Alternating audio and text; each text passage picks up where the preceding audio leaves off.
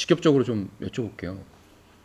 아까도 지금 드렸지만 탄핵 파면이나 아니면 기각, 각하 이런 가능성이 있을 텐데 각자가 생각하시는 정확한 딱 그 선과 함께 몇 대 몇, 8분이시니까 유튜브니까 조금 이렇게 해도 될 것 같아서요. 우리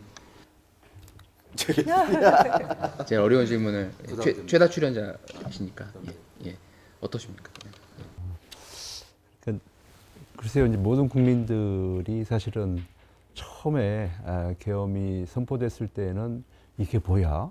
2025년 이 대한민국에서 이런 일이 어떻게 발생을 하지? 그 신성한 국회에 어떻게 군합발이 들어갈 수 있지? 이거 50도 아닌데? 이런 생각들을 했던 거잖아요. 그런데 이제 이것이 헌재에서 나와서 이제 심의하는 과정 속에서 보면은 여러 가지 그 논란들이 있었어요. 그러니까 이제 소위 얘기하는 헌법재판관들의 각 진영에 대한, 그러니까 예를 들어서 윤석열 대통령 입장에서 보면은 좀 서운한 점들이 있을 수 있는 거예요. 그러니까 예를 들어서 왜 뭐 변론의 시간을 좀 뭐 제한한다든지 뭐 한다든지 이런 것들은 충분히 다른 사건에서는 충분히 주는데, 그래도 대한민국의 최고 행정수반인 대통령에게까지 그렇게 그런 거 제안을 하면서 헌재가 이렇게 딱딱 무자들을 잘랐을까? 이제 그런 거는 이제 그러니까 이쪽 보수 진영에 봤을 때는 이건 뭔가 냄새가 좀 난다. 뭔가 짜고 치는 고수들이 아닌가. 그러니까 결론은 정해놓고서 이렇게 가다 보니까 그렇게 무리하게 갈 수밖에 없지 않느냐. 아마 이렇게들 생각을 했을 수가 있어요, 사실. 이제 그러던 차에 계속 시간이 지나면서 이제 아까 얘기한 대로 이제 증인들이 이제 오염된 증가들이 조금씩 나타나기 시작하잖아요.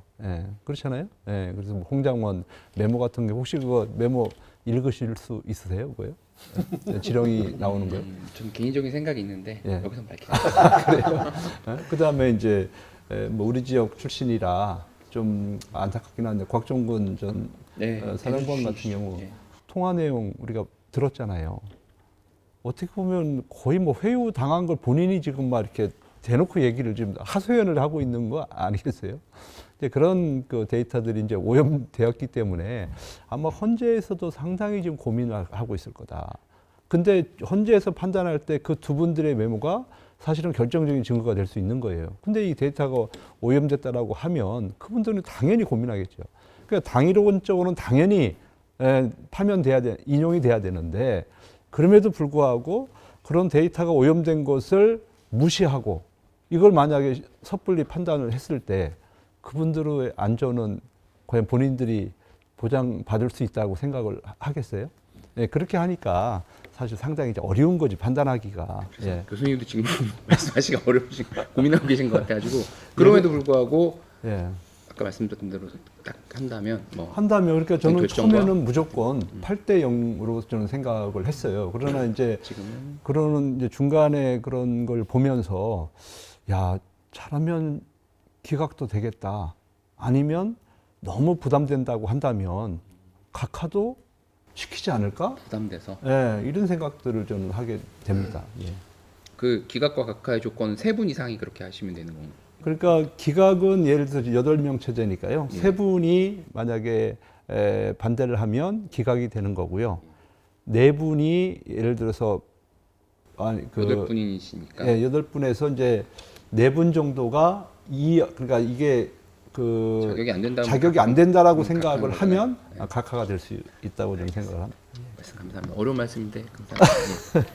권노철 교수님, 두 분은 좀 생각하시고요. 저는 오늘, 내일, 다음 주 월화까지 한다면 8대 0으로 탄핵 인용이다 이렇게 보고요. 26일 이후에 한다 그러면 자꾸 그 얘기해서 죄송한데 그 26일에 이재명 재판에 유죄가 나오면 윤석열 대통령도 탄핵 인용.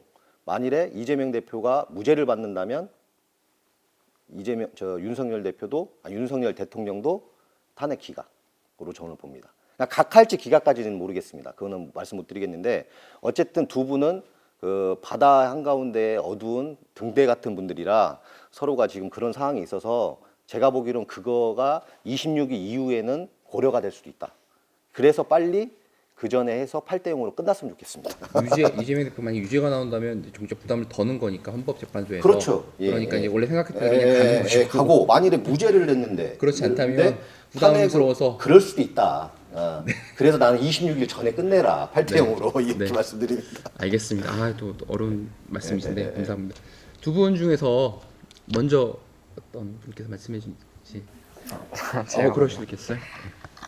저는 뭐 저의 개인적인 바람도 있고, 그렇죠. 예. 그다음에 뭐 국민의힘에서 전체가 뭐 똑같이 생각하는 건 아니겠지만 대다수의 이제 의중을 좀 담고 염원을 좀 담았을 때 한 5대 3 정도로 기각될 수도 있겠다. 그 5대 3이 어떻게 오죠? 이제 인용하는 쪽이 5분 계시고 이제 기각하는 쪽이 3분 계실 거다.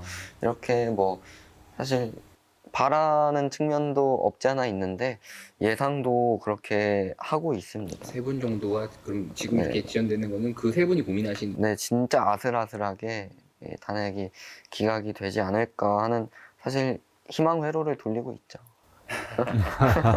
사실 다 예측이니까요. 네, 아까 네. 뭐 저도 말씀드렸지만 헌법재판소에서 뭐 진행 상황을 얘기하지 않고 있잖아요. 그러니까 다 이렇게 예측할 수밖에 없는 건데 전 이것도 좀 문제라고 이거 보고 뭐 맞추면 상 주시는 건가요? 한 번 더 출연하게. 아니 근데 저는 일관되게 말씀드리는데 이런 상황까지도 법리적인 고려 없이 다른 외부 요인이나 정치적인 고려 이런 것들이 개입된다면 그래서 이런 상황 위법한 불법 계엄까지도 이것을 뭐 법리적으로 다른 해석을 해서 뭐 각하시키거나 기각을 시킨다면 그거는 어쩌면 헌법재판소가 우리 대한민국에 이제 이 최고의 법 가치는 없다. 대한민국 국민들 각자 알아서 각자 도생해야 된다. 이렇게 선언하는 거나 마찬가지이기 때문에 이런 위법한 행위에 대해서도 면죄부를 준다는 것 자체가 저는 일단 생각하고 받아들이고 쉽지 않은 그런 상황이라서 아까 교수님 말씀하셨는데 이게 답이 정해져 있고 지금 변론을 하고 있는 것이 아니냐라는 의심을 하셨다고 하지만 사실 이게 답이 정해져 있는 일을 한 겁니다. 윤석열 대통령이. 이게 답이 정해져 있는 이것은 그냥 헌법재판소에 갔을 때 파면이다라는 답이 정해져 있는 행위를 애초에 한 거기 때문에 8대 0으로 인용이 된다는 그런 결과가 아니고서는 저는 생각하기 어렵다라고 말씀드립니다.